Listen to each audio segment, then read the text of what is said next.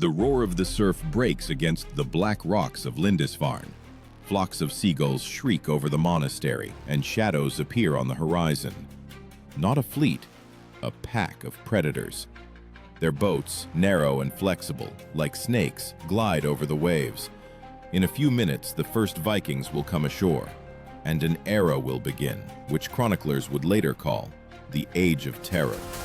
The year 793, the day when Europe first heard the cry of the north wind, carrying death. What could compel people, accustomed to prayers and silence, to flee from holy walls as if from the plague? Why did kings, accustomed to commanding thousands of warriors, begin to fear a few dozens of Scandinavians in boats? And what power drove these people through storms, ice, and fire to where their name was not even known? The answer lies not in fury, but in cold calculation, and in the iron discipline of the Northern Sea.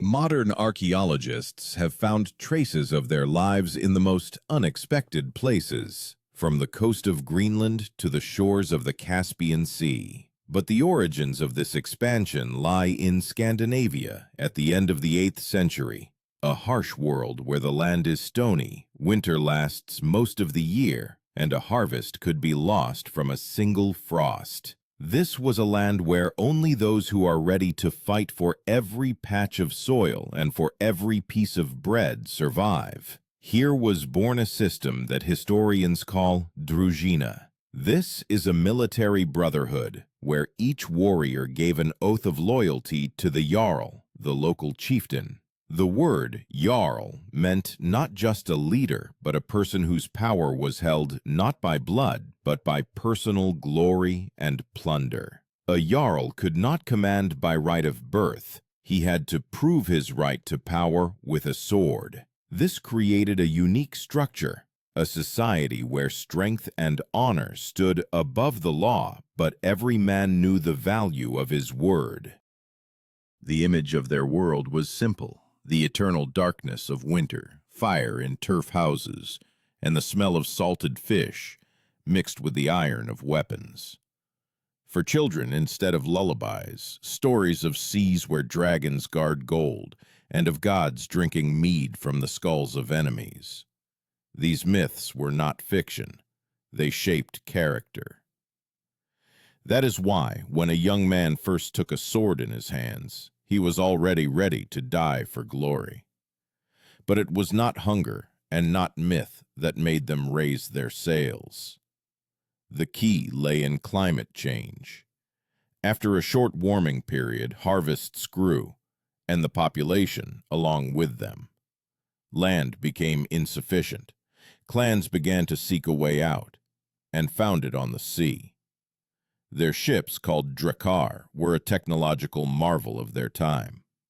A longship is a long vessel with a sail and oars, light yet strong, capable of moving both on the sea and on rivers. Archaeological finds in Oseberg and Gokstad confirmed that such ships could cover up to 100 kilometers a day, an incredible speed for that time.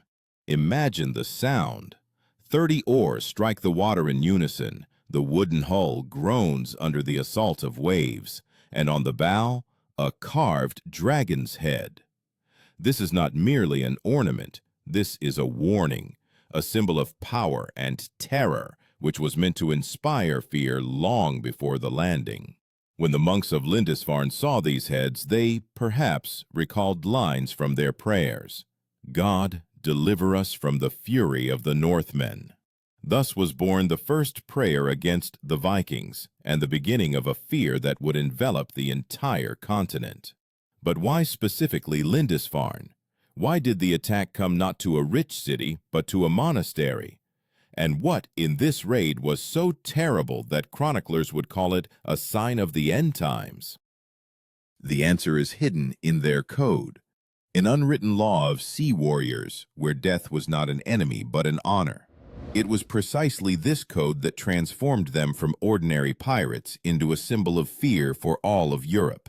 In the north, there were no kings, only chieftains. Each of them held power by force, cunning, and the trust of their družina. and each understood. If there are no new lands, there is no plunder either, and without plunder, there is no glory. Glory for a Northman was the same as air for breathing. Without it, a person ceased to exist. In their songs it was said, "Better to die with a sword in hand than to rot nameless beneath the earth." This was not poetry, but a philosophy of survival. Among the warriors, a special place was occupied by those who were called berserkers. These were not merely fighters, but people entering a state of fury, in which they felt pain as little as a rock feels rain.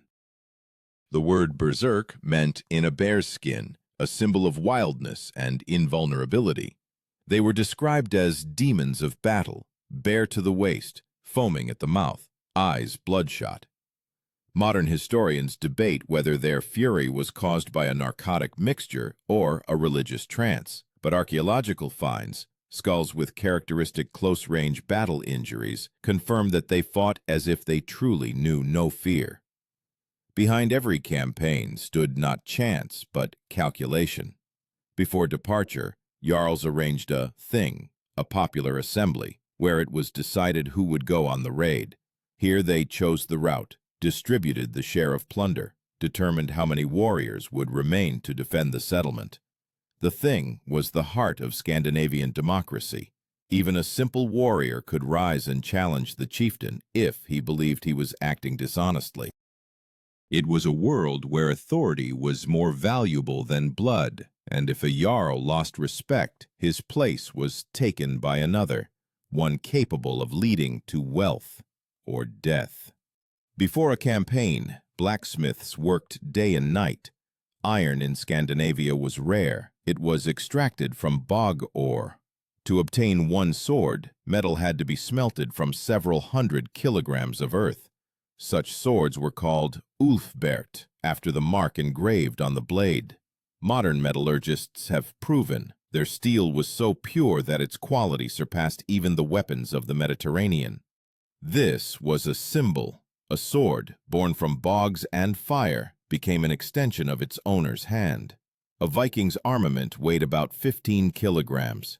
Chainmail, a round wooden shield with an iron boss, a spear almost 2 meters long, and a short sword or axe. But the Vikings' strength was not only in their weapons, but in their formation. Their tactic was called the shield wall. Imagine a line of dozens of warriors where each shield was interlocked with the next. This was a living curtain, an iron palisade behind which fury and discipline were hidden. When such a wall advanced, it broke the enemy's ranks not with blades, but with mass.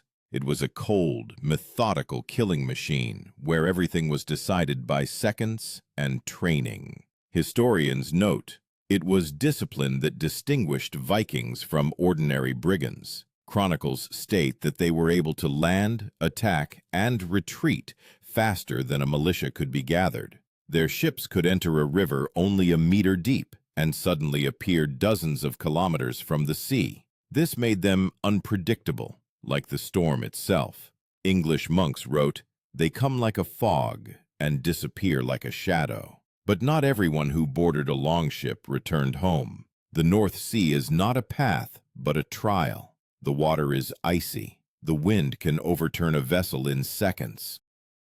And yet, they went. Why? Because every campaign was not just a hunt for gold, but a step towards Valhalla, the heavenly hall where fallen warriors feast with the gods. To die in battle meant to conquer fate for them. This cult of death and glory turned them into people who could not be intimidated.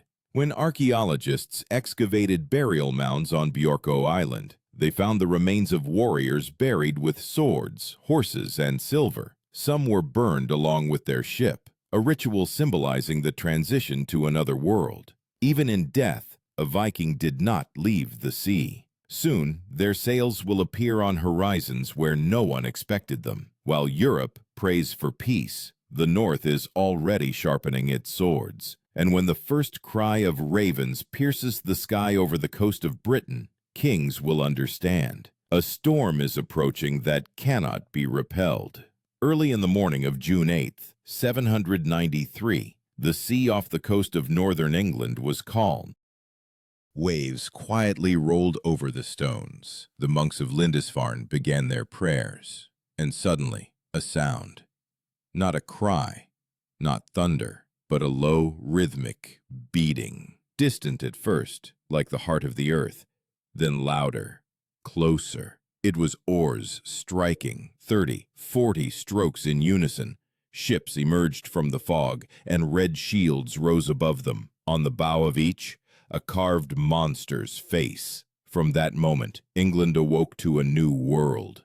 The chronicler Alcuin wrote, "Never before has such terror been seen on the shores of Britain as that brought by the men from the north. They entered the monastery as if it were a fortress and did what no one expected. Destroyed the sanctuary, killed the monks, burned the altars, took sacred vessels and books bound in gold. This was not merely theft.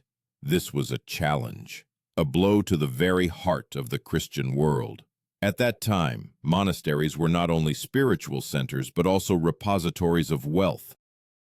Silver, grain, precious fabrics were stored here, and most importantly, there was no guard. For the Northmen, this was an ideal trophy. Their scouts, those called scouti, tracked down suitable targets in advance. A scout is a maritime reconnaissance agent experienced in navigation and stealthy observation. Without such people, a raid would have been impossible. They determined wind direction, approach depth, tide schedules. Everything that appears in chronicles as a burst of fury was, in fact, cold strategy. Modern researchers note the attack on Lindisfarne was not spontaneous. The ships sailed with precise calculation according to the wind, and the landing itself occurred during the morning ebb tide, when the shore was exposed and the monastery was isolated from the mainland. That is, the Vikings did not just burst in. They chose a moment when the enemy could not even call for help.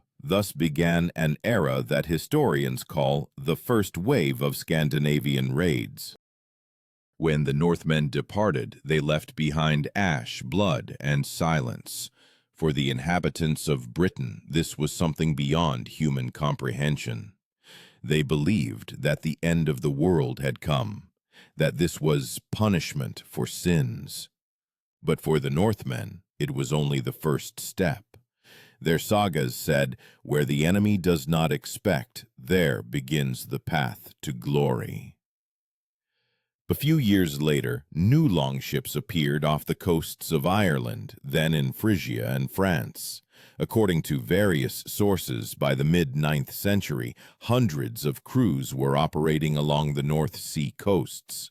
Their main strength was mobility. They did not build empires, they destroyed others.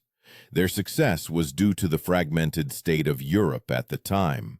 Kings fought among themselves, lacking a unified fleet. The Vikings became the catalyst that showed how vulnerable Christian states were to an enemy coming from the sea. But the sea was not their only weapon. They also knew how to attack by land, using the tactic of a blitz raid, a lightning-fast assault followed by a retreat. The modern term raid originated precisely from these actions. Their strike was like lightning, instantaneous, destructive, and before the storm could fully arrive, they were already gone. Archaeological finds on the coast of Northumbria confirm the Vikings did not merely plunder, but systematically removed everything valuable, from gold to slaves. The slave trade became one of the foundations of their economy. People captured in raids were sold in the markets of Ireland and Scandinavia. One slave could be worth as much as a pair of swords, and it was precisely this gold and human chattel that allowed the Vikings to build new ships, buy weapons, and form entire armies. In 9th century chronicles, the first mentions of long camps appear, fortified bases where Vikings wintered to return to sea in the spring.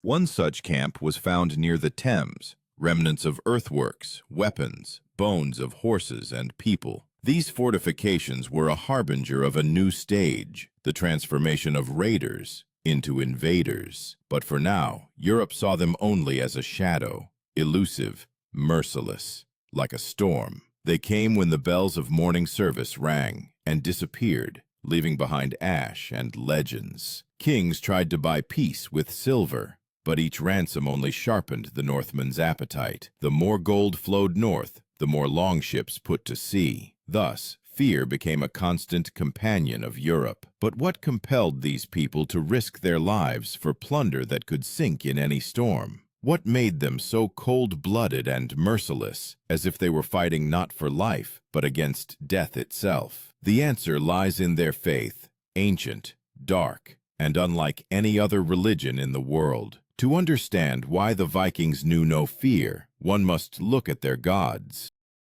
They did not pray for mercy. They invoked glory. In their myths, there was no eternal peace, only eternal battle. Valhalla, the hall where fallen warriors feast with Odin, was not a paradise, but an arena for endless battle. Each morning the fallen revive, take up their swords again, and fight until evening, only to die anew. For a Northman, death is not an end, but proof of strength.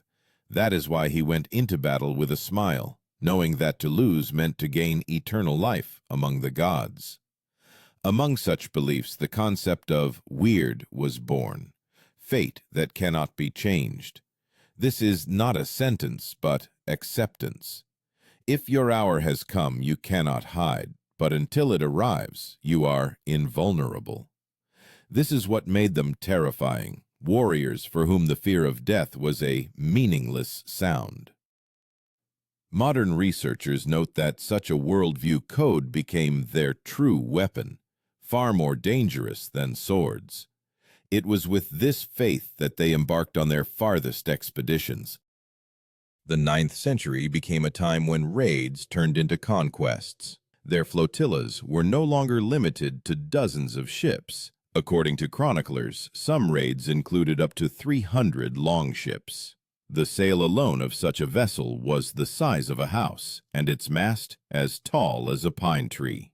Archaeological reconstructions show that the crew of a large ship consisted of 60 warriors. This means that up to 20,000 people could participate in a single raid, an incredible number by early medieval standards. They landed in the Frankish state, burned monasteries along the Seine, stormed Nantes, besieged Paris. The chronicler Abbo wrote that the city breathed smoke like a blacksmith's bellows.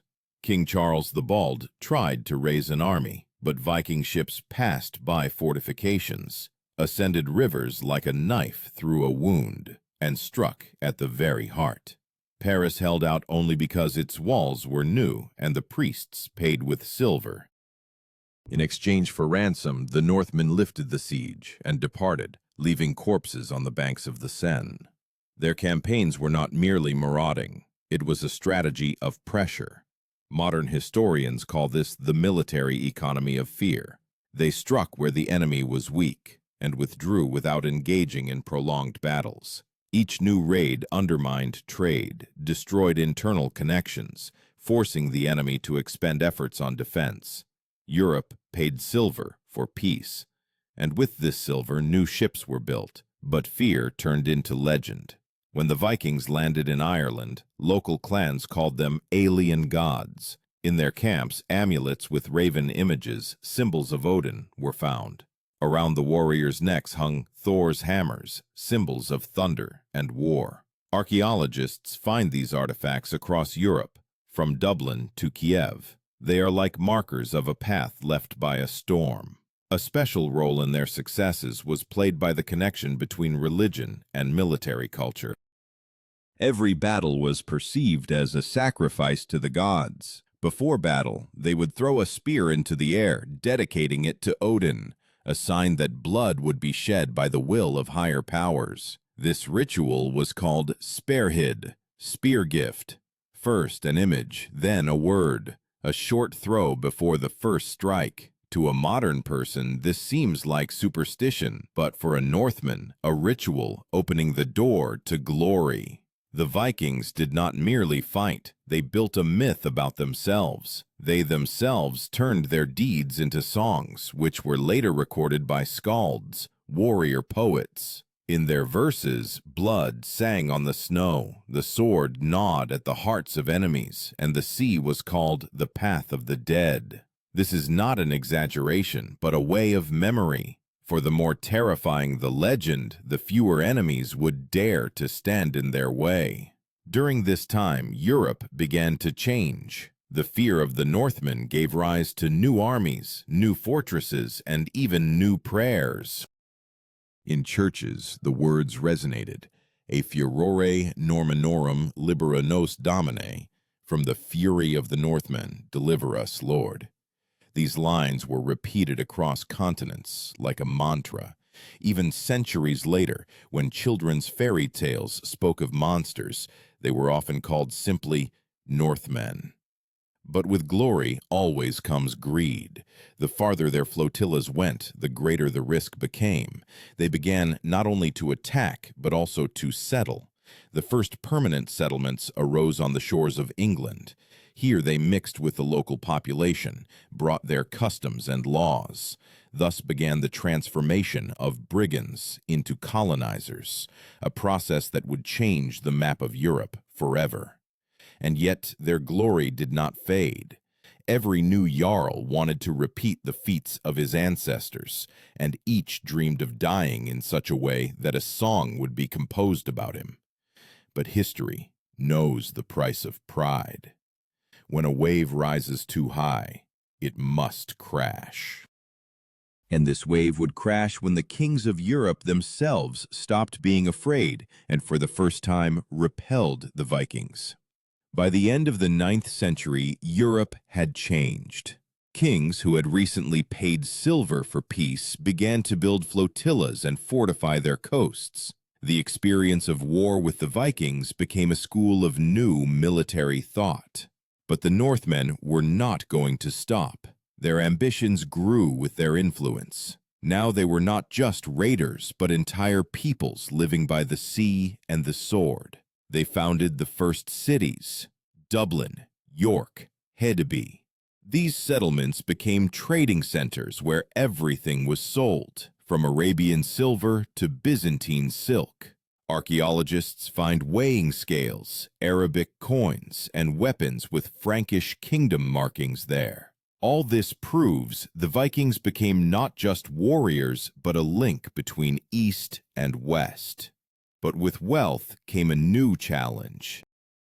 The longer they lived on foreign lands, the more they lost the wild strength that fueled their victories. The descendants of the first raiders were born not to the howl of blizzards, but to the ringing of church bells. Entire regions emerged in England. The Danelaw, the land of the Danes, where their own laws prevailed. One such law was called wapentake, an assembly of armed freemen who judged legal cases. The word itself means touching of weapons, as voting was done not by raising hands, but by striking swords against shields. This was a symbol of new power, not chaos, but order built on strength.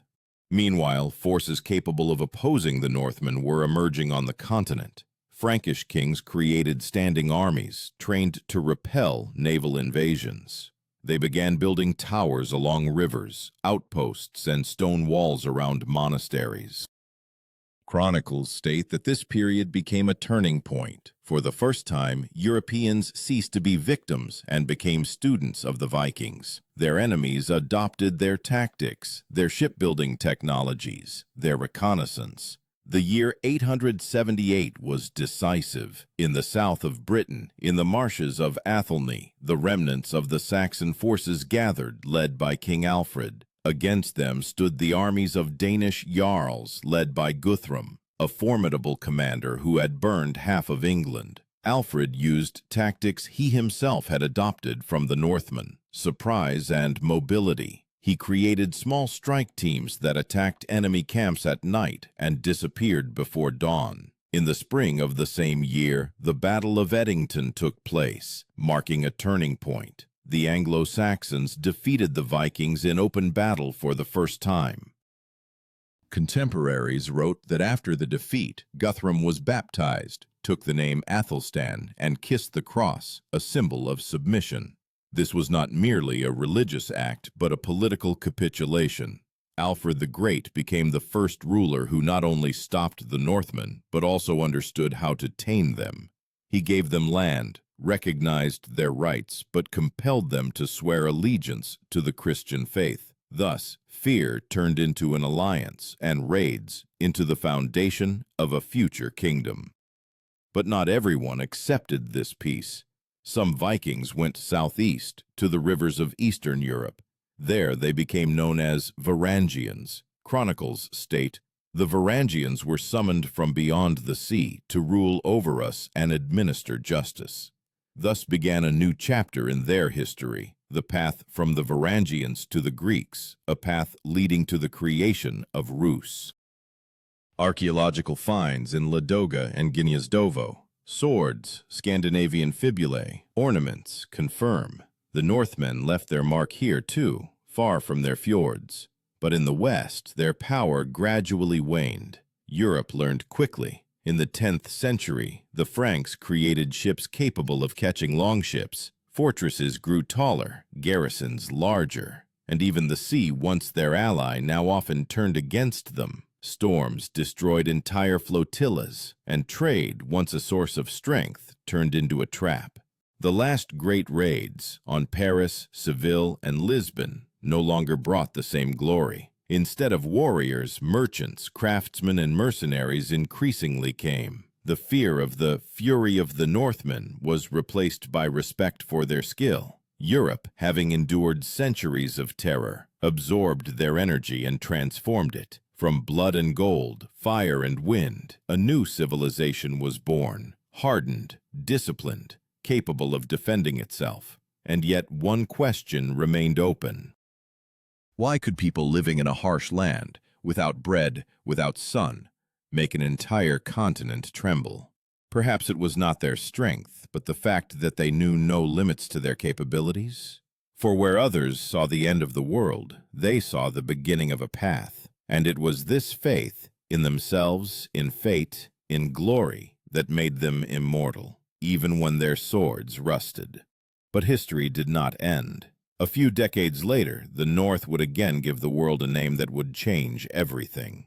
A name under which the fear of Europe would transform into a new empire. Centuries passed. The Vikings disappeared as a people, but not as a force. Their descendants became kings, Christians, traders, but the blood of the sea still called them to feats. In 1066, a descendant of Jarls, William the Conqueror, landed in southern England and conquered it.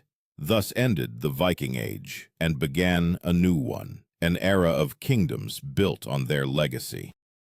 But the fear of the North did not disappear.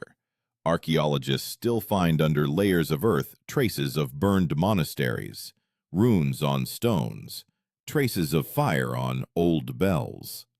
Each find reminds us, once a few hundred people were able to make a continent tremble. Their weapon was not only iron, but also an idea, the belief that a person can challenge fate and win. Today it seems impossible that a handful of seafarers without maps or gunpowder managed to change the course of history. But in this lies their eternal trace. They proved that determination and discipline can be more terrifying than any army. Europe learned to defend itself, but first it had to learn to fear. And now, as we look at the gray northern sea, the question remains, what gave these people the strength to go where others saw death? Perhaps in each of us there still lives the shadow of that warrior who goes to meet the storm, knowing, beyond the horizon, beyond fear, eternity begins.